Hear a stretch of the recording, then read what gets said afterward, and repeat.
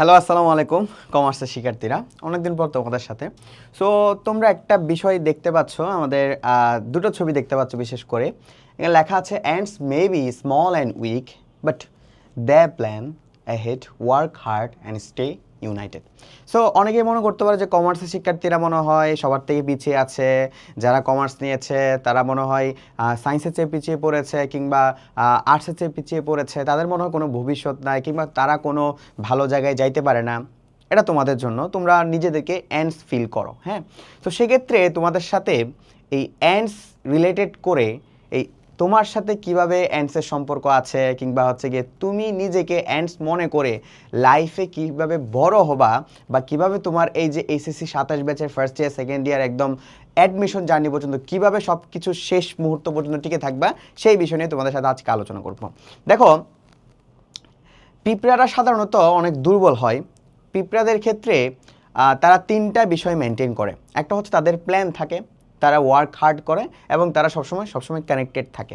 তো সেক্ষেত্রে আমাদের কমার্সের শিক্ষার্থীরা যারা ফার্স্ট ইয়ারে আছি, তাদের আসলে কিভাবে প্ল্যান করা উচিত সেই বিষয় নিয়ে আজকে আলোচনা করব। দেখো, তোমার প্ল্যান হওয়া উচিত 2 বছরের একটা মাস্টার প্ল্যান। ঠিক আছে, তোমার প্ল্যান হওয়া উচিত কি 2 বছরের একটা মাস্টার প্ল্যান। এই 2 বছরের মাস্টার প্ল্যানের মধ্যে তোমার সব কিছু ইনক্লুডেড থাকবে। তোমার যে এখন ফার্স্ট ইয়ার চলতেছে, তুমি ফার্স্ট ইয়ারে প্রত্যেকটা পেপারের accounting first paper, second paper, Bangla, ইংরেজি, অ্যাকাউন্টিং, ম্যানেজমেন্ট, ফাইন্যান্স, হ্যাঁ, তোমার অর্থনীতি, স্ট্যাটিস্টিক্স, প্রত্যেকটা সাবজেক্টের কনসেপ্ট ক্লিয়ার করে রাখো। ওকে, এরপর তুমি সেকেন্ড ইয়ারে হচ্ছে গিয়ে তুমি রিভিশন দিবা, প্লাস তোমার যে বোর্ডের যেই কোশ্চেন আছে, বোর্ডের যে ট্রেন্ডস আছে, তুমি চট্টগ্রাম বোর্ড হও, রাজশাহী বোর্ড হও, ঢাকা বোর্ড হও, প্রত্যেকটা বোর্ডে একটা ট্রেন্ড আছে। এই ট্রেন্ডটা তুমি বোঝার চেষ্টা করবা তুমি সেকেন্ড ইয়ারে যখন যাবা, এবং তুমি রিভিশন দেওয়ার চেষ্টা করবা সেকেন্ড ইয়ারে যখন যাবা। তার মানে 80% সিলেবাস তোমার ফার্স্ট ইয়ারে ক্লিয়ার হয়ে যাওয়া উচিত।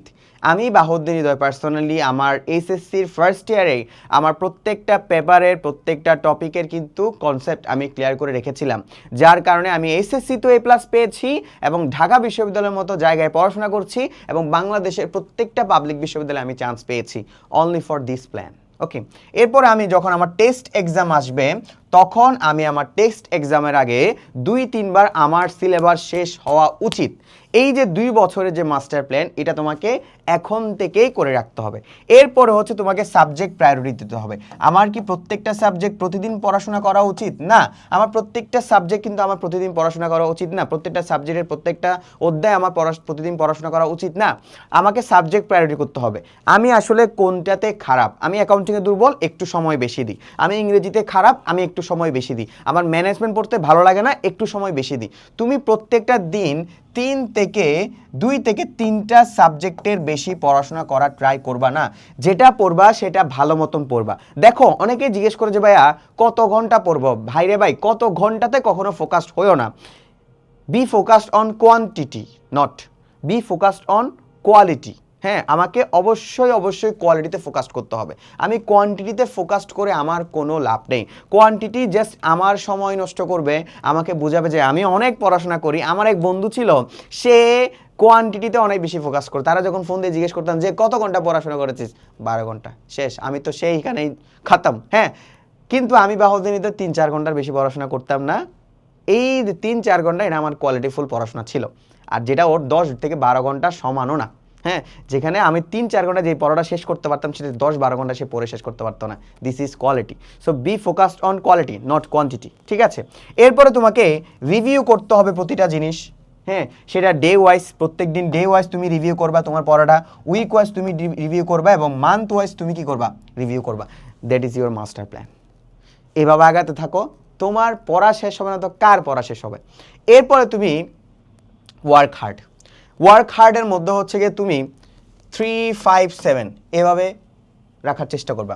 3-5-7 বলতে বোঝাচ্ছি, তুমি যদি উইক স্টুডেন্ট হয়ে থাকো, তাহলে তোমার 7 আওয়ার ফোকাসড করা উচিত ডেইলি পড়াশোনার ক্ষেত্রে। তুমি যদি একটু মোটামুটি লেভেলের স্টুডেন্ট হয়ে থাকো, যে তুমি তো তোমার অ্যাবিলিটি জানো, তাই না? তুমি মনে করো যে কোনো আমার এক ফ্রেন্ড ছিল, সে একটা পড়া খুবই সহজ পড়া, কিন্তু সে তার 3-4 ঘন্টা সময় লাগতো, কিন্তু আমার ব্রেইন সেটা আধা ঘন্টা থেকে 40 মিনিটের মধ্যে কভার করে ফেলতো। তার মানে প্রত্যেকটার ব্রেন সমান না। সো তুমি তোমার ব্রেনকে ভালো মতন জানো। তোমার ব্রেন যদি একটা পড়া কভার করতে 7 ঘন্টা সময় নেয়, গো ফর ইট। তোমার ব্রেন যদি একটা পড়া কভার করতে প্রতিদিন বা একদিন পড়াশোনা করতে পারে 5 ঘন্টা, তাহলে গো ফর ইট। তোমার ব্রেন যদি ডেইলি 3 ঘন্টার মধ্যে সবচেয়ে ভালো আউটপুটটা দিতে পারে, তাহলে গো ফর ইট। 3, 5, 7, যার 3 ঘন্টা পড়াশোনা করা দরকার সে 3 ঘন্টা পড়ুক, সমস্যা নাই। আমি বাহাউদ্দিন পড়াশোনা করেছি, আমার এক বন্ধু 5 ঘন্টা পড়াশোনা করে ঢাকা বিশ্ববিদ্যালয়ে পড়াশোনা করতেছে। আমার এক মেয়ে বান্ধবী সে 7 ঘন্টা পড়াশোনা করে ঢাকা বিশ্ববিদ্যালয়ে পড়াশোনা করতেছে। তাদের ব্রেইন সিমিলার না, তাদের ব্রেইনের এফোর্টসটা সিমিলার না। 3, 5, 7 দ্বারা আমরা কি বুঝছি? আমাদের পড়ার আওয়ারটা বা আমাদের পড়ার কতটুকু কোয়ালিটিফুল টাইম হবে বা আমার ব্রেন কতটুকু ধরতে পারবে ওটার উপর ডিপেন্ড করছে। এরপরে আমাদের একটা অ্যাক্টিভ স্টাডি রুটিন ফলো করতে হবে।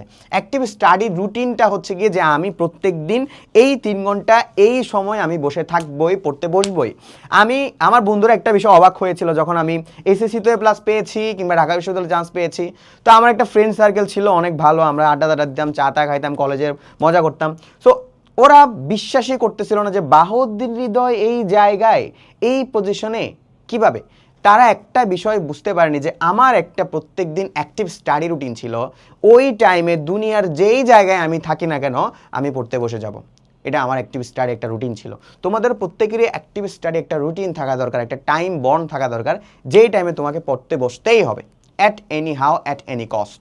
ওকে, এরপর একটা বিষয় মনে রাখবা, 3C। এই 3C এলিমেন্টসটা আমি সবসময় সবাইকে বলি। একটা সি দ্বারা বোঝায় হচ্ছে কমিটমেন্ট, যে আমার মধ্যে কমিটমেন্ট আছে কি না। আমি কমার্স নিয়েছি, কি হয়েছে? আমি ঢাকা বিশ্ববিদ্যালয়ের সবচেয়ে ওয়ান অফ দ্য বেস্ট ফ্যাকাল্টিতে পড়াশোনা করতে পারবো, ফ্যাকাল্টি অফ বিজনেস স্টাডিসে। এভাবে কমিটমেন্ট থাকতে হবে। আমি কমার্স নিয়েছি, কি হয়েছে? আমার মধ্যে কনফিডেন্ট থাকতে হবে, আমি এসএসসিতে এ প্লাস পাবো এবং ঢাকা বিশ্ববিদ্যালয়ে চান্স পাবো। আমি কমার্স নিয়েছি, তো কি হয়েছে? আমার মধ্যে কনসিস্টেন্সি বিল্ড আপ করতে হবে, আমি চান্স পাবো এবং আমি প্রত্যেক দিন পড়াশোনার মধ্যে থাকবো। This is hard work part. তুমি যদি এই যে পিঁপড়ার জীবন ব্যবস্থা যদি তোমার মধ্যে ইমপ্লিমেন্টেশন করতে পারো, তুমি পারবা, তোমার জন্য সহজ হয়ে যাবে। এরপর হচ্ছে স্টে ইউনাইটেড। স্টে ইউনাইটেড বলতে বোঝাচ্ছি, কলেজ লাইফে আমার একটা ফ্রেন্ড সার্কেল ছিল। আমরা 5-6 জন মিলে এক জায়গায় পড়াশোনা করতাম, কয়েক জায়গায় পড়াশোনা করতাম বলতে গেলেই তো প্রাইভেট পড়তাম আর কি। তো সেক্ষেত্রে হচ্ছে আমাদের যে ফ্রেন্ড সার্কেল ছিল সেখানের মধ্যে আমরা 2-3 জন মোটামুটি ভালো লেভেলের স্টুডেন্ট ছিলাম, যারা কিনা পড়াশোনা করে বাকিদের পড়াইতাম। সো বাকি যারা ফ্রেন্ড সার্কেল আছে, যখন একটার সাথে একটা কানেক্টেড হয়ে পড়াশোনা করা হয়, বিলিভ মি অর নট, এটা একটা ড্যাম একটা জিনিসপাতি। হ্যাঁ, এটা তোমাকে কতটুকু এগিয়ে নিয়ে যাবে ইউ কান্ট ইমেজিন। আমি যখন পড়াইতাম, আমার এখনও একটা ভয়েস রেকর্ড এখনও আমার ফোনে আছে, যেখানে আমি পড়াচ্ছি, ওরা শুনতেছে। মানে ওরা আমার ফ্রেন্ড একজন এদিন শেয়ারও করেছে সেটা তার ওয়ালে। সো একটা ভালো ফ্রেন্ড সার্কেল বানাও, বেশি না 3 থেকে 4 জনের একটা স্টাডি ফ্রেন্ড সার্কেল বানাও, যেটা তোমাকে শেষ পর্যন্ত নিয়ে যাবে। একটা সময় আমি একটা কোচিংয়ে পড়তাম, তো কোচিংয়ের স্যার বলতেছিল যে আমার তো এ ব্যাচ আছে, বি ব্যাচ আছে, সি ব্যাচ আছে, তোমরা যারা অফলাইনে পড়াশোনা করো আর কি। সো ডি ব্যাচে আমরা যখন গেছিলাম স্যারের কাছে পড়াশোনা করার জন্য, যে স্যার আমাকে কি ডি ব্যাচে নেওয়া যাবে? আমি আসলে কোনো জায়গায় প্রাইভেট কোচিং পাচ্ছিলাম। বলে না, তোমরা তো ডি ব্যাচে কি পড়বা, আমি তো ডি ব্যাচে তেমন একটা ভালো মতন পড়াই না, ডি ব্যাচের স্টুডেন্টরা ভালো করে না, আমার এ ব্যাচের স্টুডেন্টরা কত ভালো ভালো জায়গায় যাবে ইনশাল্লাহ। তো জিনিসটা অনেক গায়ে লেগেছিল যে আমরা 3-4 জন একটা ফ্রেন্ড সার্কেল, স্যার আমাদেরকে ডি ব্যাচে নিবে না কেন? সো যখন স্যারের এখানে একটা 300 জনের এক্সাম হচ্ছিল টেস্ট পরীক্ষার পরে, ওই 300 জনের এক্সামের মধ্যে আমি ফার্স্ট হয়েছি, আমার ফ্রেন্ড সেকেন্ড হয়েছে, আমার আরেকজন ফ্রেন্ড থার্ড হয়েছে, এবং স্যারের কোনো বি সি ব্যাচ থেকে কেউ কখনো ফার্স্ট সেকেন্ড থার্ড হয়নি। বুঝতে পেরেছো? সো তোমার একটা 3-4 জনের ফ্রেন্ড সার্কেল থাকা দরকার, যেখানে ওরা তোমাকে এগিয়ে নিয়ে যাবে, ওদেরকে তুমি নিজে এগিয়ে নিয়ে যাবা। তারা প্রত্যেকে এ প্লাস পাবে, প্রত্যেকে ঢাকা বিশ্ববিদ্যালয়ের মতো জায়গায় চান্স পাবে ইনশাল্লাহ। এরপরে হচ্ছে গিয়ে তোমার যারা নেগেটিভ ফ্রেন্ড আছে, যারা আগে থাকতে বেশি কথা বলে বা তোমাকে বলে যে তুই তারা এগুলো হবে না, বাদ দে, তুই কি বেটা, বললাম না তুই বেটা বোকা, তুই তো বেটা কমার্স নিছিস, তুই কি পাগল ছাগল বেটা, তুই আমার মতো পড়াশোনা করতে পারবি? আমি এই রাইটারের বই পড়ি, এই রাইটারের বই পড়ি, তুই তো বেটা বেশিক্ষণ পড়তেও পারস না। Avoid them, fully avoid them.